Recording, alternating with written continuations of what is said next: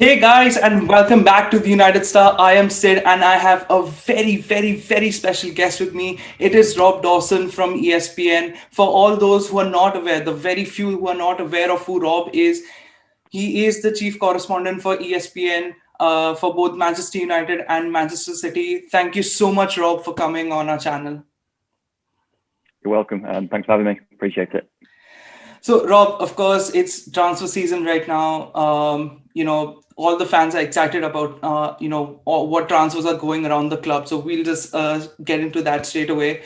Now, Jadon Sancho is a transfer that was supposed to happen last year, but it did not. And this year, it's looking very likely. What was the difference between last year and this year? And whereas we were told that the club was expecting the transfer to be done before the Euros, it's still taking time. What is exactly the current situation with this Jadon Sancho's transfer? Well, I mean, to answer your first question first, the difference between this summer and last summer, a couple of points that are important. Last summer, obviously, was a very difficult time for everyone, including football clubs, particularly financially with the coronavirus pandemic. Obviously, that's not gone away, but the club can see a clearer way out of that now than they could do last summer. And it made things very difficult last summer to really put a proper plan together in terms of what they could do transfer-wise, because obviously they were looking at the sustainability of the club as a whole, not just sort of transfers. The other important point is time. Last summer, obviously, you mentioned there that United were interested in Jadon Sancho and they had talks with Sancho's representatives. I don't think last summer those talks went as smoothly as perhaps they had hoped, and it took a while to get to a broad agreement with Jadon Sancho before then going to Borussia Dortmund to say we would like to sign him. Obviously, with the bulk of that work done last summer, those talks this summer have gone a lot smoother. They didn't take as much time. There was a broad agreement fairly quickly, which leaves a lot more time then to go to Borussia Dortmund and say, this is what we're willing to pay, what do you want, kind of thing. So those two points are really the big differences between this summer and last summer. And then in terms of where it's at now, I think there's a feeling, a confidence on all sides. So at United with Jadon Sancho, his representatives, and with Borussia Dortmund, that this deal will get done eventually. It is not quite there yet. There's still work to be done, but it's moving in a direction that would suggest it will get done in time for the new season. I think as things stand right now, there's still a little bit of a gap in valuation, but that gap has reduced significantly in the last 2-3 weeks. So as I say, it's heading in the right direction. Obviously, beyond that, there are other things that happen in the transfers that kind of can hold it up sometimes in terms of the way the payment is structured, how quickly United have to pay that money, how much money is paid up front, and then how much money is paid in bonuses. So these little details that can take a little bit of time just to iron out. But as things stand right now, the expectation is that Jadon Sancho will be a Man United player next season.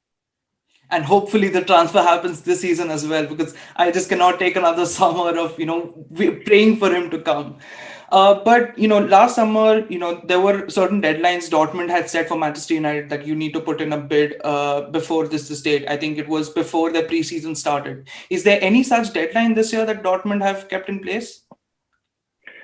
I mean, yeah, you're right in what you say about last summer. The one thing I would say about last summer is that there were reports that Dortmund had said that they wanted that wrapped up before they went on their pre-season tour. I think they were in Switzerland, which they are again this year. The only point I would make on that is that United were insistent that they never knew about a set deadline for Jadon Sancho last summer. That obviously they'd seen what had been written, particularly in Germany, but it wasn't as if someone from Borussia Dortmund had phoned someone from Man United to say, this is the date that this has to be done, and if it's not, then it will not happen. That just didn't happen. And United, that's why United was still looking at Jadon Sancho in the last few weeks of the transfer window, because they weren't aware of any deadline.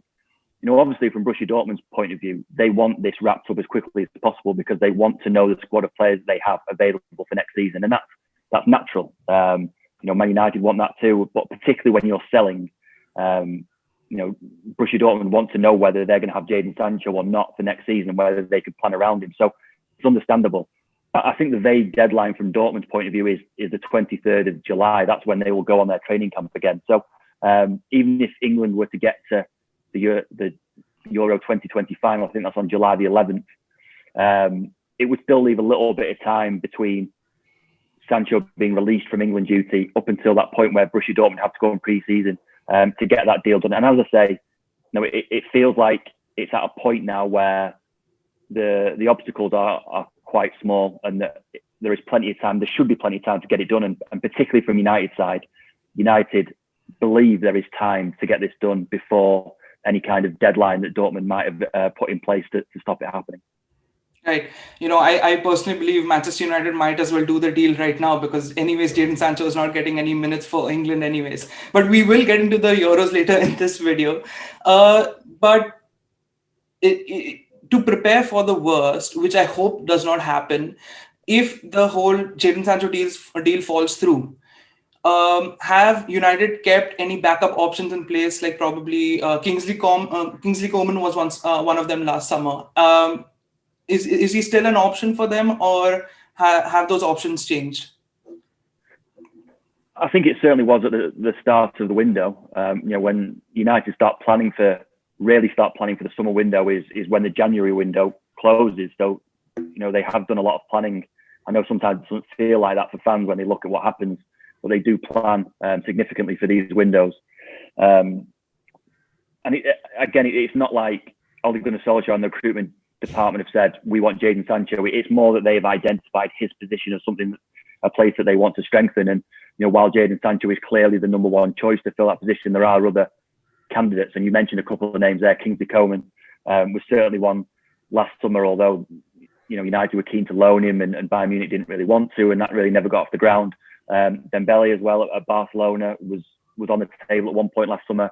That interest hadn't gone away, although it probably has now, given that he's picked up quite a serious injury at the Euros and would make any deal very, very hard.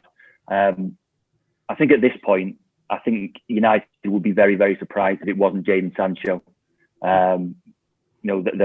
With these kind of deals, that there are other options always, because the way that United tend to do business is they have a short list of about 3 at the end. And they still will have that shortlist. But again, I think United would be very, very surprised at this point if Jadon Sancho doesn't happen and they have to kind of go lower down the list. Right. Now, just moving a little close to the defense. A CDM position is one of those positions where the fans think that is at the top priority. But, we've had conflicting reports that, A, United are going for a CDM this summer, and B, that United are not even looking at a CDM as a priority. What is the actual situation with the CDM position? Because we are hearing names like Declan Rice, Yves Bissouma and all. Are United looking at any of those players? Yeah, I mean, Declan Rice, certainly. He has got an awful lot of fans at Old Trafford who know just how good he is and would like him in the team. The problem is that there are too many areas of the squad that need strengthened to do it all in one summer.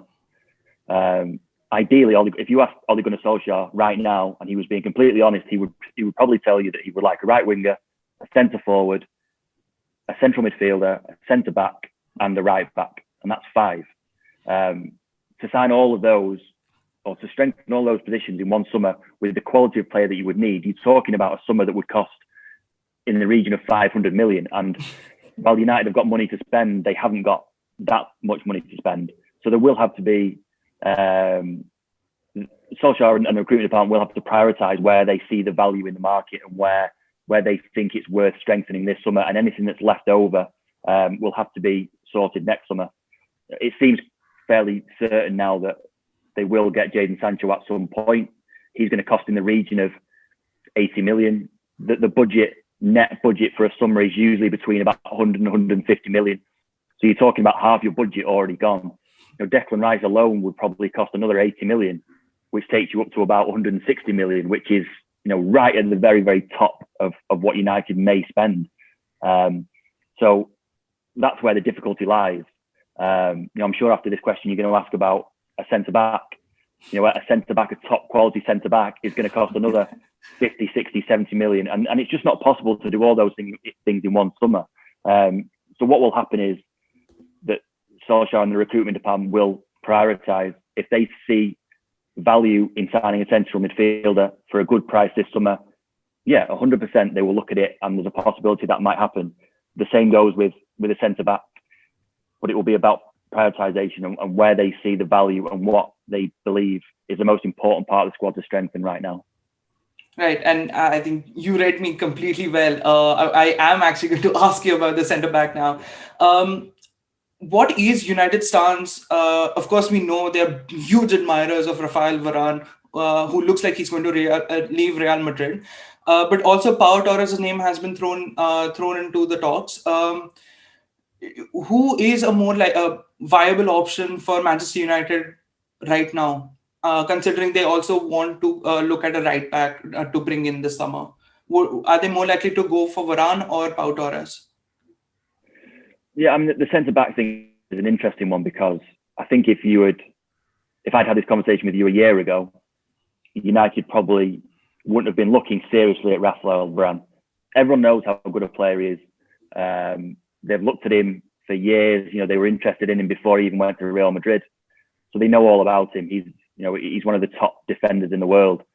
United's interest, though, this summer is based purely in his contract situation at Real Madrid, and that there is a belief at Old Trafford that if a player of that quality at his age becomes available, that you have to really try to get him, because these opportunities don't arise very often. The difficulty with this one in particular is that it will depend very much on what happens between Varane and Real Madrid. Madrid have obviously lost Ramos already. Varane would mean losing their two first choice experienced centre halves in one summer, which obviously wouldn't be a great start for Ancelotti, who's coming back in. But ultimately, if Varane says that he wants a new challenge and he's not going to sign a new contract, Real Madrid haven't got the money to be able to say, well, we're going to keep you and lose you for free in 12 months. They will want to cash in, which is where all this interest is coming from. Again, the difficulty will be agreeing a fee with Real Madrid, because even though he's got 1 year left on his contract, they are at the moment valuing him a lot higher than what United would value him at, simply because of his contract situation, and nothing. I mean, no, not because they don't like him or they don't think he's fantastic, simply because of his contract situation. With Pau Torres, it's slightly different, because he's someone that they've watched for a couple of years. Obviously, he played very well in the Europa League final for Villarreal. Ideally, Solskjaer would like a left-footed centre-back to complement Harry Maguire and allow Harry Maguire to play on the right and open up his passing arc a little bit more. It's one of the things that's in favour for Pau Torres. Another is that he's got a release clause that United are well aware of. Ed Woodward traditionally likes those kind of deals where it's not about haggling for a fee. The price is there. You either pay it or you don't. He's liked that situation in the past, and again, it's one of the reasons why United are interested in Pau Torres. I think, though, with Varane being available or potentially available, he would be their top target. If there's a chance that he may leave Real Madrid this summer, United will be at the head of the queue for that. But again, it's just about what happens between Real Madrid and Varane, because as far as I know, Varane has never informed them that he definitely wants to leave. It's simply that he's not signed an extension and that he's got a year left on his contract. So yeah, obviously both of those are an option. I think the centre half thing may drag on a little bit, but there are two names there in particular who are achievable if United want to push for it. We'll just have to wait and see. It may be one of those that drags on a little bit. Right. I think United also are going through a similar situation with Paul Pogba. Do you see any chance of, something like a swap deal happening between both clubs? Pogba goes the other way and Varane comes over to us? Yeah, I mean, obviously, when you look at it, it makes sense on paper, and I've seen similar reports about the possibility of doing the same with Juventus and having Ronaldo come back. I think with swap deals, it's very, very tricky. Traditionally, they're very, very tricky. We don't see a lot of them because it's hard enough to get one deal over the line. It's hard enough to get one player from one club to another, let alone throw another one in that the whole thing hinges on. So these things are quite complicated to do. I mean, with Paul Pogba, you're right. United are in the situation with him as Real Madrid are with Varane. what United's stance is with Pogba is that they don't believe that anyone in Europe has the money right now to sign Paul Pogba. They don't have the money to pay a fee that would tempt them to sell. They probably don't even have the money to put a wage package together to sign him. So the expectation is that Paul Pogba will stay this summer, and then you get into a kind of a standoff really between United and Pogba and whether or not he signs a new contract.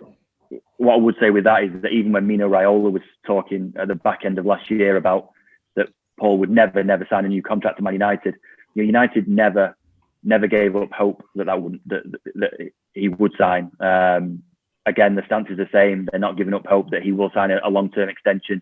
And one of the things that they've got in favour is that as a club, their finances are a lot more robust than perhaps other clubs.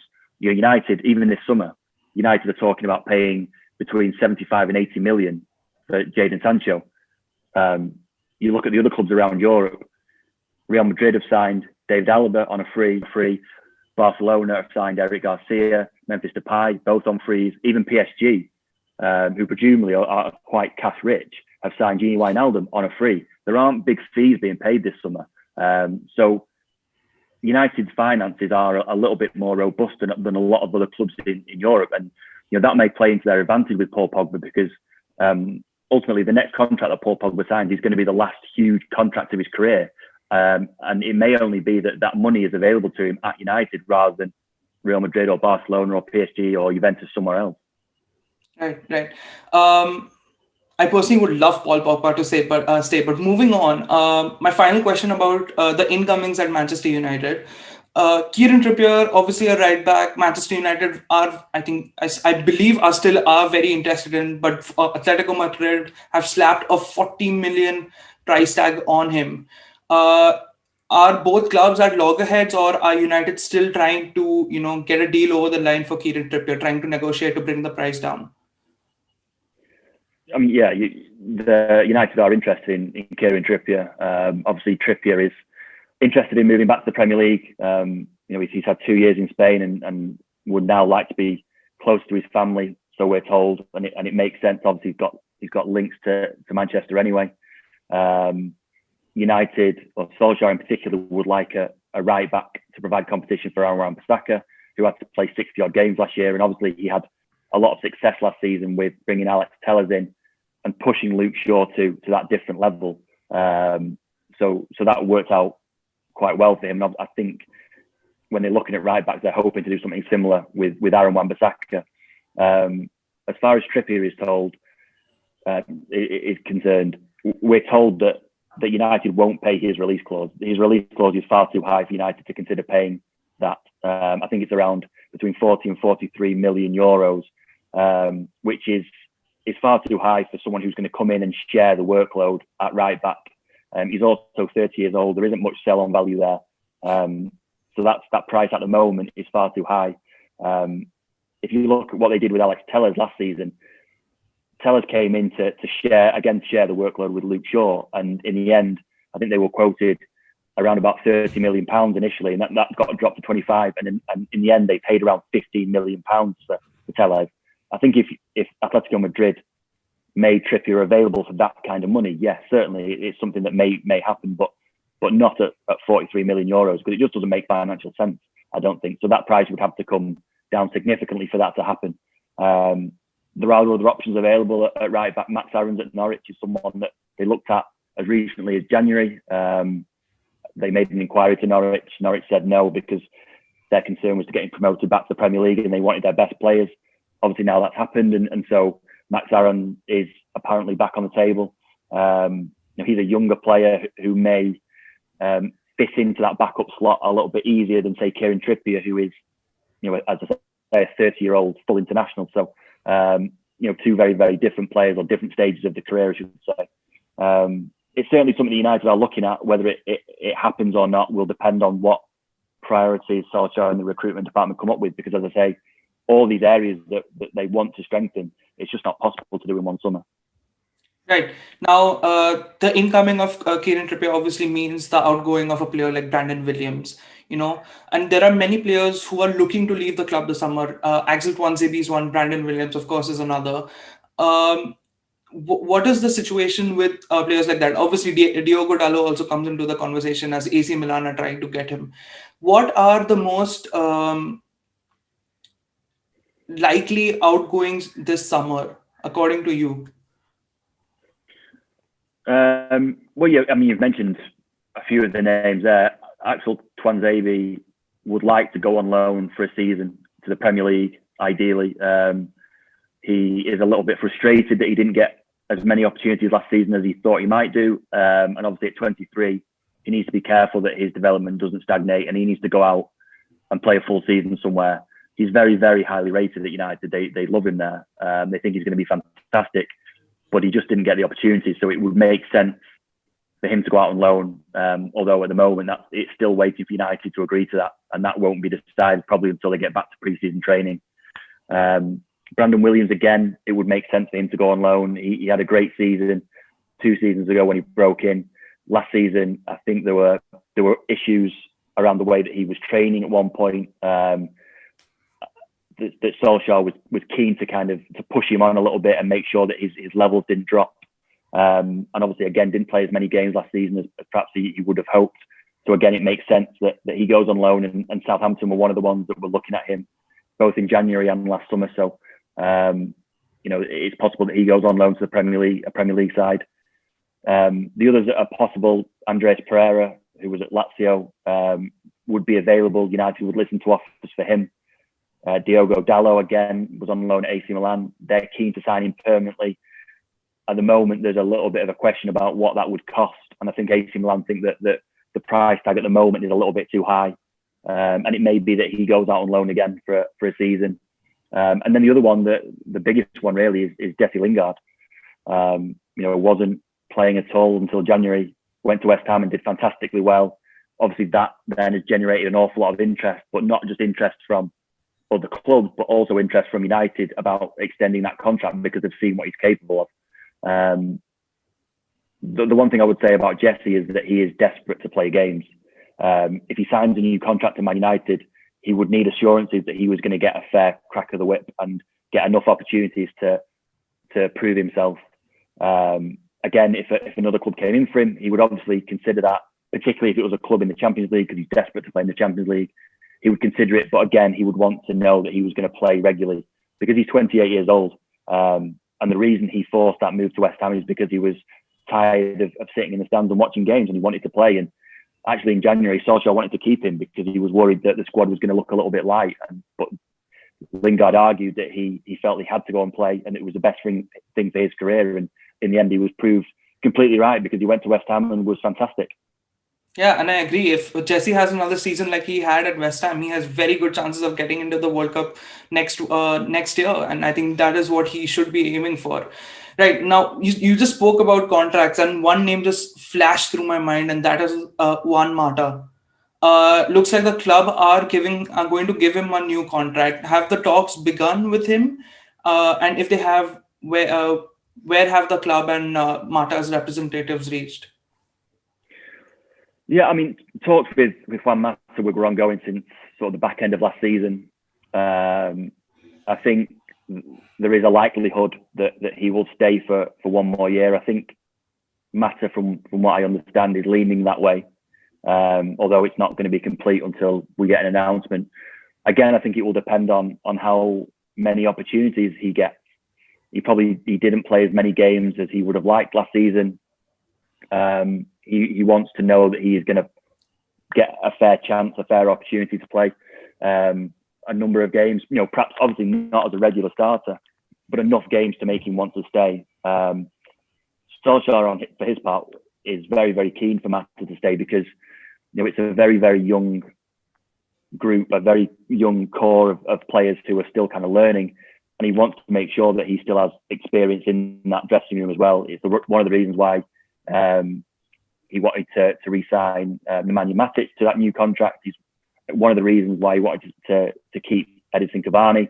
Again, it's one of the reasons why they're likely to sign Tom Heaton, just to make sure there's enough experience in that dressing room to act as a balance towards that young group. Because having a group of young players is fantastic, But experience counts for an awful lot, and it's important to have those heads. And Juan Mata in particular is a fantastic player to have around the dressing room and around the club because he's so generous with his time and his advice that it's vital to Solskjaer that he keeps him. But ultimately, it's down to Juan and what he wants to do because he's at a stage of his career where he wants to play games. Right. You said Tom Heaton, and this brings me to my final question regarding the transfers. David De Gea, Dean Henderson, that is a saga I think we all saw coming when Dean Henderson signed that new contract. Is it more likely that Dean Henderson is going to be Solskjaer's number one and David De Gea may have to move out on loan, considering now probably Tom Heaton's come in and he might just be the backup goalkeeper, or probably David De Gea will still continue being number one next season and Dean Henderson will go out on loan? What is the feeling around that like?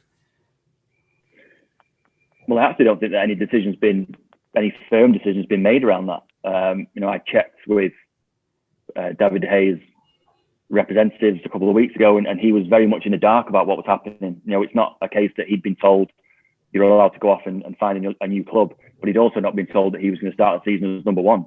So I don't think that decision, certainly a couple of weeks ago, hadn't been made. Yeah, I mean, you're right. There is an issue there because you've got two goalkeepers who are first choice or number ones in their own right, and both want to play every week. I think Henderson's development has caught United out a little bit. I think they were thinking that they could give him last season another year on loan in the Premier League, and then bring him back. But he's got so good so quickly that they didn't feel they had another choice, and they had to bring him back straight away. The problem with the goalkeeping situation, particularly with David De Gea, is that if you pick Dean Henderson to be your number one, you've got your highest paid player or one of your highest paid players sitting on the bench every week. That is restrictive in terms of budget when you're trying to sign players, but it's also restrictive when you're looking to maybe loan him out. If it is the case that Dean is told that he's number one and David, after the Euros, is told that he can leave, there are very, very few clubs who can afford him. There aren't many slots open for a first choice goalkeeper in Europe anyway at clubs he would consider. Most of the clubs have sorted their goalkeeping situation out. And then he's on about £375,000 a week. To really force a loan move, if United were really, really desperate to have him out on loan, you'd probably end up in a situation where United were paying at least part of his wages. And we were told after the Alexis Sanchez deal when he went to Inter Milan that United were never going to get themselves in a situation like that, because ultimately you shoot yourself in the foot. You're paying one of your players to play for someone else, which is just not a situation you want to be in. So it's going to be a difficult choice. Goalkeepers in particular, it's a very, very tricky position because obviously only one of them can play. It's not a case where both of them can start a game because you can only have one goalkeeper. And at United at the moment, you've got two players who both want to be first choice for United, are both good enough to be first choice for United, and also both want to be first choice for their country. And we've seen this summer that both of them have been part at one stage of their country's squads, but neither have been first choice. It doesn't help when you're in and out of the team, when you're trying to convince a national team manager that you should be first choice for your country. So both of them will be desperate to play first team football every single week. So it's going to be a difficult decision, a difficult situation for Solskjaer to manage. Right.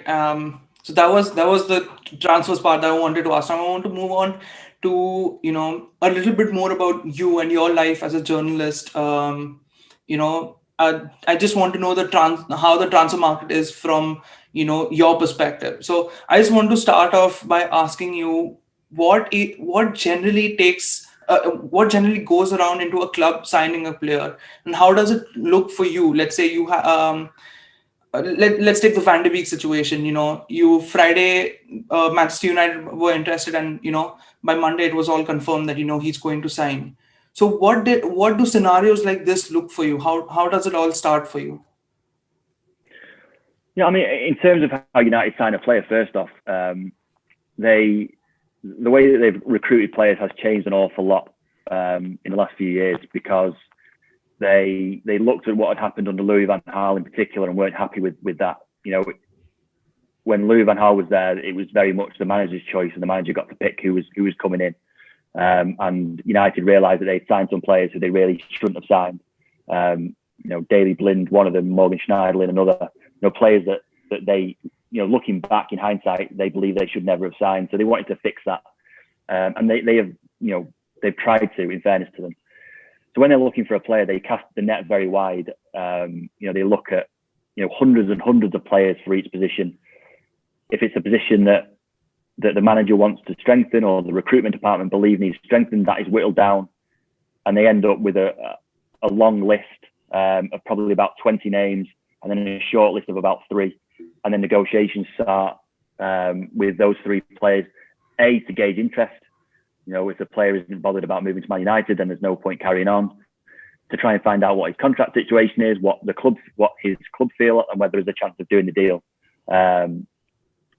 It's one of the reasons because United look at so many players. It's one of the reasons why they're linked with so many players, because as soon as a player gets wind that United are looking at him, or that player's agent, naturally they want to make that public, because we've seen in the past that when a player gets linked with Man United, a lot of other clubs start looking at him and start thinking, well, if United are looking at him, then maybe we should, and it kind of snowballs from there.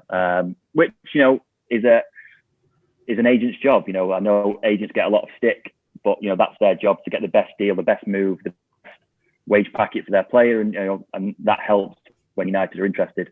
From our point of view, all we can do is speak to people.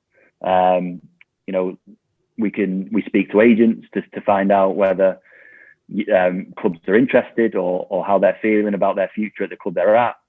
We speak to people who are involved in deals, who work for agencies and intermediaries, who work in between clubs and in between players and clubs, to kind of find out what United are looking at. And also we can go to United, people at United who we can speak to find out how deep the interest goes, if it's something that the club believe is doable. And then when you get a situation like Jadon Sancho, obviously it becomes a lot more concrete, and then it's really up to the club if they decide that they want to tell journalists things, or the agent wants to tell journalists where things are up to. And then obviously it's just about the 2 clubs announcing it, because I know that lots of fans, lots of people who are probably watching this won't believe anything to do with transfers until it's flashed up on United's website and Jadon Sancho is holding up a shirt at Old Trafford, which is understandable, because these things are very, very complicated, and they take a lot of time and effort to get done, and it's only ever really done until you see the player with the shirt with his name on the back. So it's a complicated, very, very complicated process. There are a lot of people involved. It's not easy to find out what's going on with transfers, because as I say, that United, just picking United as a club, they cast the net so far that they look at thousands and thousands of players every year, because obviously they're one of the biggest clubs in the world, and they have the resources to do that. So it's just about talking to people you trust, and trying to find out what's going on. Right. And I completely agree with you, and I understand when you say that it's a very difficult process to get transfer news and all. And I think that is one very good trait that you and many credible journalists have, that you have found sources to give you news and all. Now, I just want to ask you, how do you find these sources, and how do you filter how credible that news is? Like, obviously, marketeers, they have their tier list of sources. How do you approach that? How do you find out the credibility of that news? I mean, ultimately, that's just about who you trust. If you speak to someone and you're told something and that happens, then that would give you a good idea that person has been quite heavily involved in that, and is worth speaking to again and worth trusting. Again, on the flip side of that, if you're told something and the opposite happens, then that probably is a good indicator that person isn't particularly reliable, and maybe you have to look for someone elsewhere. It's tough, and I've mentioned there about agents. Obviously, an agent's job is to do the best for their client, and I've mentioned there that a lot of the time, that if a big club is interested in one of their players, more often than not, it's in their interest to make people aware that club is interested, because it can generate more interest from other clubs, which obviously is healthy for the player, it's healthy for the agent. So it's just about speaking to people you trust. There's no magic formula to it. It's about finding people who you trust and who you get on well with, and who are willing to be honest with you, and then doing the best. I think it's important though that for journalists never to write every single thing that every single thing that you hear, or every single thing that you're told. Not to write everything, to make sure that you keep some things back, because ultimately not everything that you hear is going to be 100% true. You have to find people who are willing to talk to you, and then verify that with someone else. And once you get to a point where you can verify it, and maybe even verify it with a club, then you're allowed to go and publish it, because transfer news in particular is such a huge business right now. It drives people to websites, to social media feeds. It's a huge business, and it can be very, very easy to get caught up into that. Ultimately you have to make a judgment and try and be objective about it all. Right. So we've had the likes of Darren Fletcher and John Murter being promoted inside the club.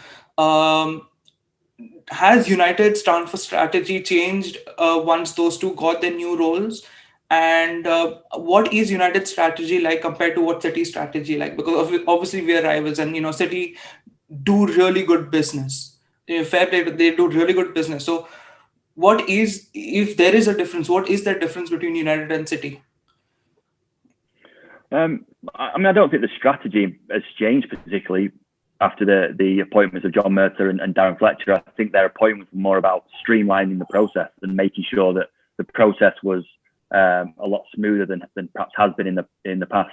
So I don't think that represents a change of strategy. United's strategy in the transfer market has always been the same, that they are willing to spend on the best players in the world, but they also want to make sure that there is room in the squad for players coming through the academy, and they don't want to stunt the development of a good young player by signing players from other clubs. And you just have to look at how Mason Greenwood's done to see what United's ultimate aim was, because just an example, that the summer that Romelu Lukaku left, it would have been very easy for United to panic and sign another centre forward to replace Lukaku.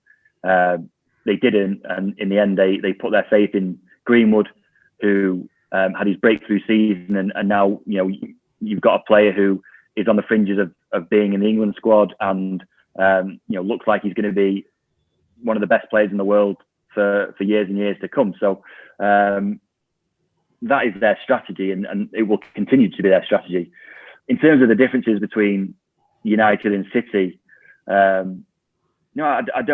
can understand from a fan's point of view that they look at United and see that United tend to get involved in these long, drawn-out transfer sagas, where City, I think they probably look at City and think that just City go and there's interest, and then all of a sudden the player's there, and that's the end of it. And City have been very efficient, I think it's fair to say, in the transfer market in the last few years, with some of the players that they've brought in. What I would say with that is that I think it's easier for City, given that they have done a lot of their building over the last few years. They're looking to tweak their squad, really, in the way that Sir Alex Ferguson used to.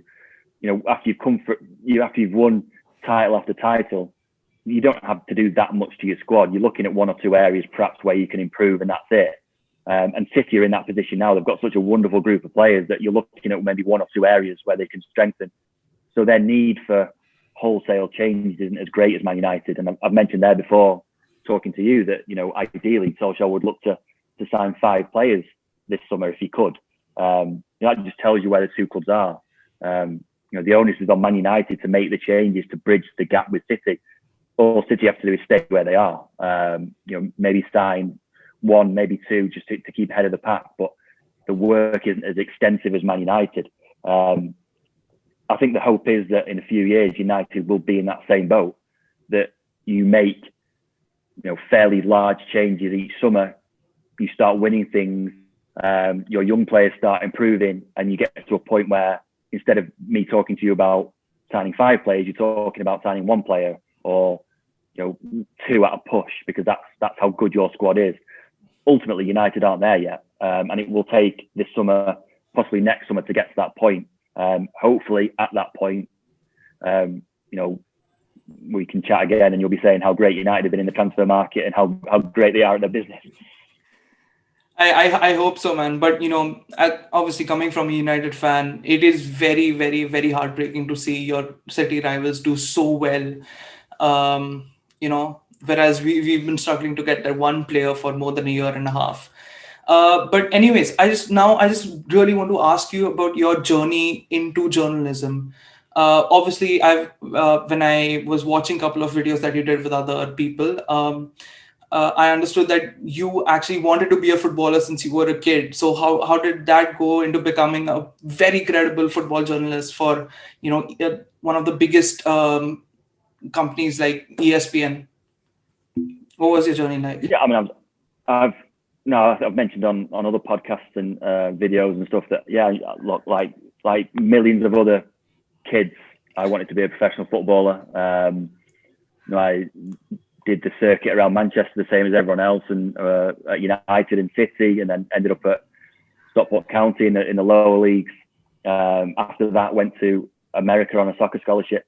Came back again to Stockport County, and it didn't work out, ultimately because I wasn't good enough. It's not one of those sob stories where I got an horrific injury and my dreams were dashed. It was simply because I wasn't good enough. I wasn't at the required standard, and after that became apparent, I was still quite keen to stay in football. It's a passion of mine anyway.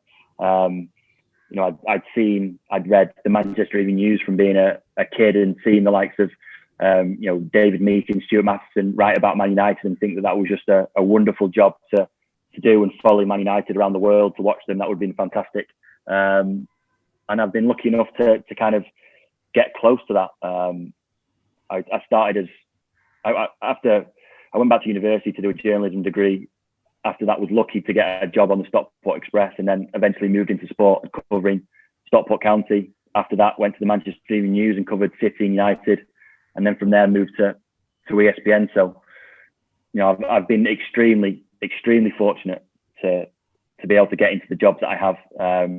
I know it's a job that a lot of people would love to do. I was the same when I was a kid, looking at the likes of Stuart Matheson and people like that, and wishing that I could do that. So I'm very, very fortunate. I understand that it's a very, very privileged position to be in.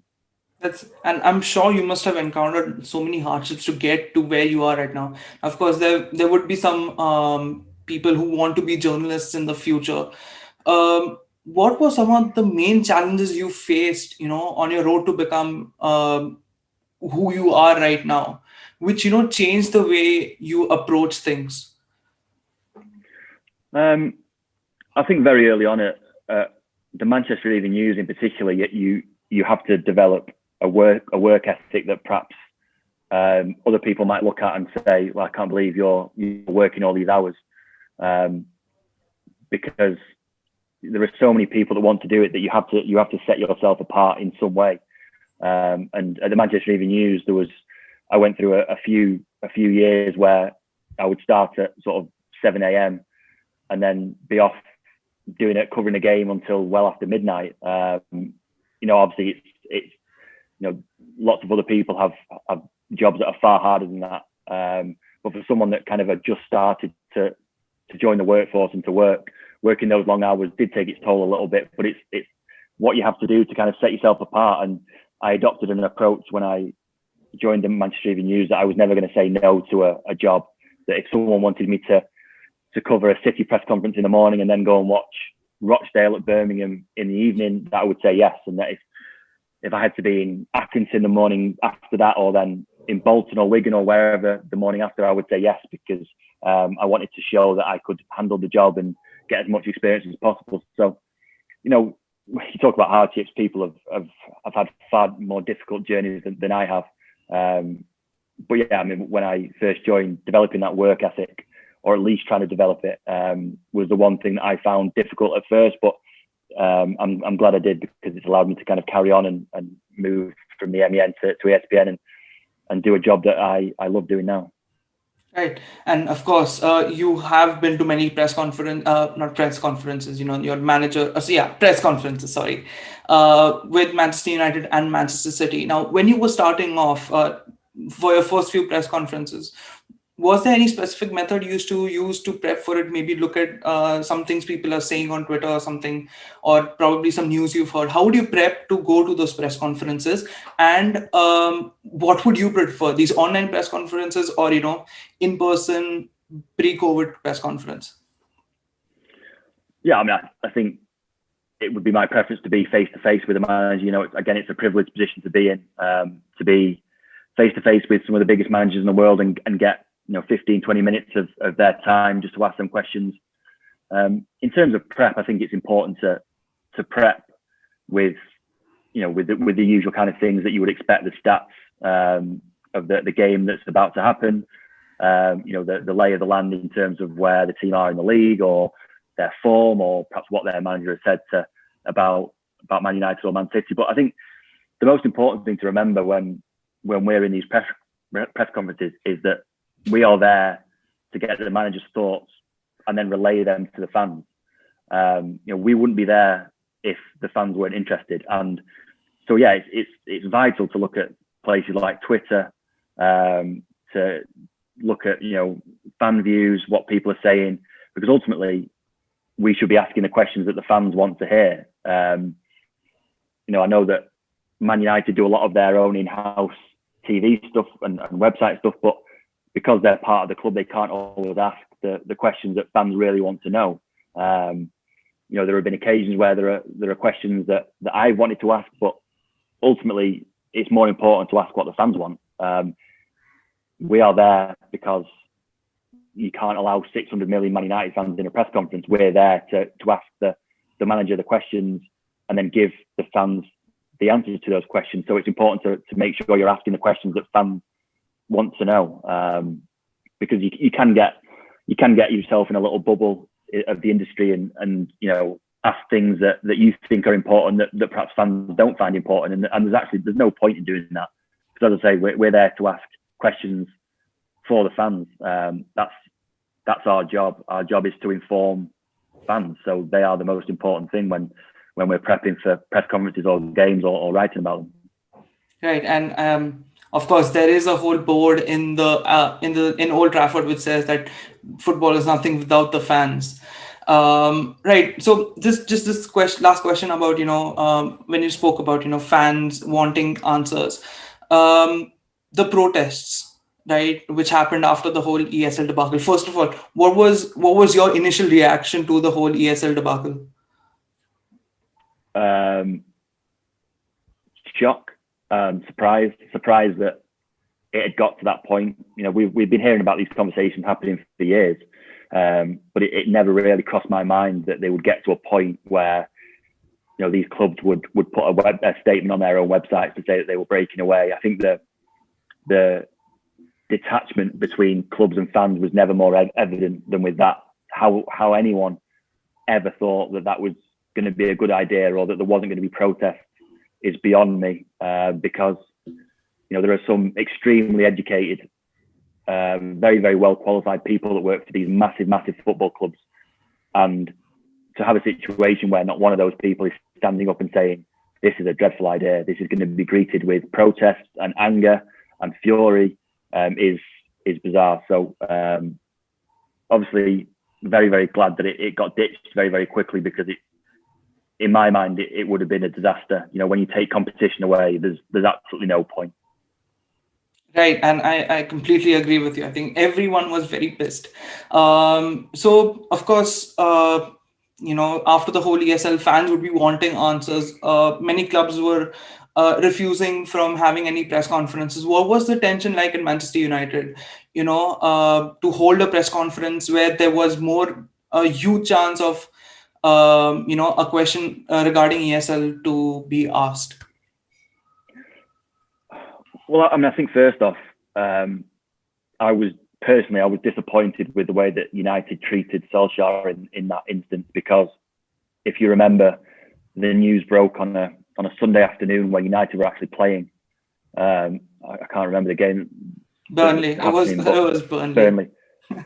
But after the game, obviously the tradition is for the manager to come and answer questions about the game and how he saw that going. But obviously, once that news breaks, all the questions are going to be about the European Super League. And it appeared to us in the press box that he had no idea at all that this was happening.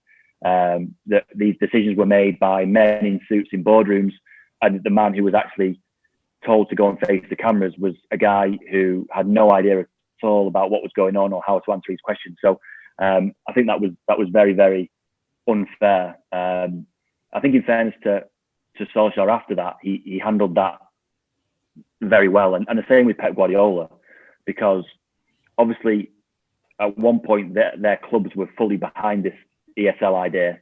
The managers obviously are employees of the club. And it would have been very, very easy for them to say, oh, look, if the club thinks that's the right thing, then yeah, okay, I'm on board. And neither of them did. Both of them were clearly unhappy about what had happened. They had seen the reaction of the fans and weren't shy about saying, this is wrong. I hope that the mistake is fixed. And ultimately it was. So, great credit to both of those managers and to a number of other managers. Jurgen Klopp was one of them. I think all the managers of the top six who were involved came out and said the same. So great credit to all of them, because it would have been very easy for them to hide behind the club and say, this is none of my business. I'll just do what I'm told. And none of them did. Yeah. And unfortunately, one of those top six managers was kicked out the very next day. And he's not yet been replaced, but let's leave Spurs aside for now. Now, my final few questions is going to be regarding the Euro 2020. Of course, should have happened last year, but I think it is much better that it happened this year, considering what all has been going on.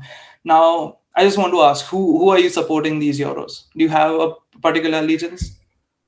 Well, no, I mean, obviously I'm English, so I would like the English team to do well. My pick before the Euros to win it was Portugal, but obviously they've come through a very, very tough group, but they've got a very, very tough route to the final now. So I might have to backtrack on that. Obviously, I think it would be nice given that the semi-finals and the final is in England, it would be nice for England to reach them, because obviously the effect that would have on the country would be magnificent. And then beyond that, I've been keen to watch the best teams, and at the moment, the best teams I've seen are France and Italy. Italy in particular have been fantastic for a team that I must admit I was not aware of how good they were before the tournament, but having seen them a couple of times, they've been absolutely fantastic. And it was refreshing to know that you also were tipping Portugal to win, because I've been supporting Portugal for this Euros. It feels good for someone to say that I expected Portugal to win this, because everyone else is supporting England, and staying in India, those guys are saying it's coming home, and I just completely laugh at them. So how have England lived up to your expectations so far in the Euros? 3 games, just the 2 goals from Raheem Sterling and 1 draw against Scotland. Yeah, I mean, they haven't performed as I would have expected them to. I thought that they would struggle defensively, possibly, and be very, very good going forward. And obviously, that's been exactly the opposite. I thought with the talent that Gareth Southgate has at his disposal, that his team may play with a little bit more freedom. That he would pack that team with quick, skillful players, and then up front you've got one of the best finishers in the world in Harry Kane, and they would be a constant threat to the side.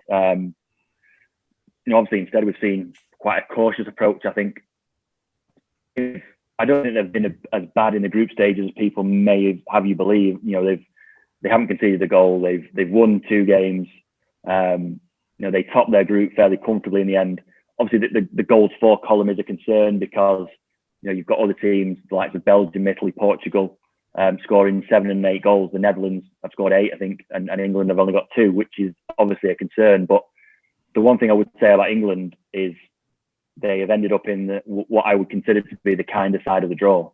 While the top of the draw is stacked with Belgium, Portugal, Italy, France. On the other side of the draw, you've got England, Germany, obviously in that one last 16 game, and then maybe the Netherlands and also Wales. So in terms of the side of the draw, England have got a fairly kind draw. If they can get past Germany, they will fancy the chances of getting to the final. Yeah, I completely agree with you. Now, I just want to know your predictions of, who is probably going to be at the finals. All the round of 16 fixtures are now confirmed. What is your dream final for the Euros? My dream final probably would be England and Portugal, because I picked Portugal before the tournament, so I would be able to sneer at everyone else who didn't pick Portugal.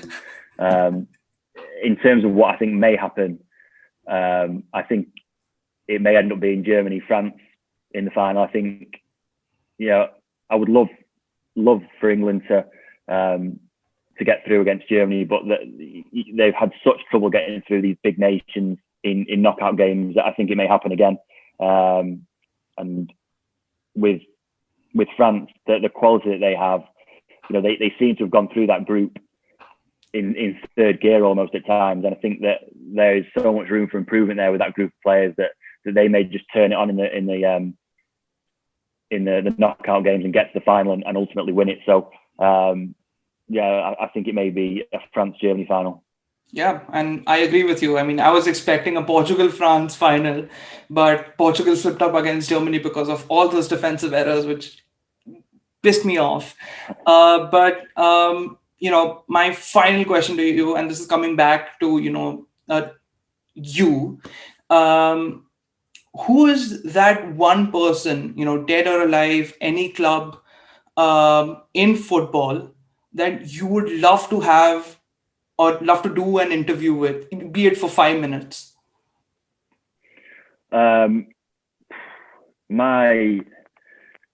wouldn't say a character that I found completely fascinating when I was growing up was Sir Matt Busby. He had this aura around him when I first started watching football and going to Man United games that I never really got over. And obviously he's not with us anymore, but if there was a chance to speak to him for 5 minutes, that it would be unbelievable. I've seen some of the interviews that he gave when he was manager of Man United, and he was a fascinating man. So he would be my pick. And you know what? I completely agree with that. Well, that's it from me, Rob. Thank you so much for coming on to our channel. Any parting words to, all the football fans in India, football fans in general in India? Well, no, just keep watching football. It's a wonderful game. It's a fantastic sport to be passionate about. Keep watching, keep supporting your teams. And for Man United fans, I hope that you get to see Jadon Sancho in the United shirt soon. Well, thank you so much, Rob, for coming onto our channel. Guys, Rob Dawson from the ESPN. Do like this video and comment on this video and share this video. This is one of the best videos I've ever done. And do subscribe to United Star, and we will see you soon.